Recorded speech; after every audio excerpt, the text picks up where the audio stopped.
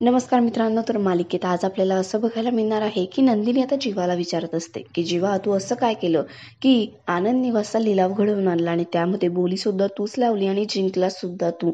आता जीवा भास्कर त्याच्या इन्व्हेस्टर त्याच्या समोरच सगळं सांगायला लागतो की कसं त्यांनी महाजनी काकांना मध्ये घेऊन हे सगळं कसं घडवून आणलं ते. आता भास्कर खूप संतापतो आणि मग तो, हे जीवा, म्हणजे तू मला फसवणूक करून तू हे सगळं काही घडवून आणलं. तेवढ्यात जेव्हा म्हणतो, हो म्हाताऱ्या, तुला तुझी लायकी दाखवून दिली मी. काय उतरवला ना तुझा माज, तुला खूप माज होता ना भास्कर असल्याचा, पण आता तो माज मी पूर्णपणे उतरवला आहे. एक डाव तू खेळला आणि एक डाव मी खेळलो आणि आता खेळ संपलेला आहे. भास्कर म्हणतो, नाही, आता नवीन खेळ सुरू झालेला आहे. आधी माझं टार्गेट फक्त नंदिनी होती, आता तू सुद्धा असणार आहे आणि तुला कसं लोळवतो ते बघच तू आता जीवा देशमुख. तेवढ्यात जीवा म्हणतो, ए माज कुणाला दाखवतोयस, आणि तो त्याच्या अंगावरती सुद्धा धावून जातो आणि भास्करही त्याला मारायला लागतो.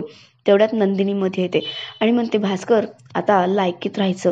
तो आता एक गोष्ट विसरतोयस की आता जीवा एकटे नाही आहेत, त्यांच्यासोबत मी सुद्धा असणार आहे आणि त्यांच्यावरती धावून जाण्याऐवजी ना माझा विचार कर. आता या वेळेला जर तू त्यांना त्रास देण्याचा प्रयत्न केला ना, तर तुला या नंदिनीला सामोरं जावं लागेल आणि माझ्या नवऱ्यासाठी मी काहीही करू शकते. त्यांच्या पाठीशी मी खंबीरपणे उभी आहे.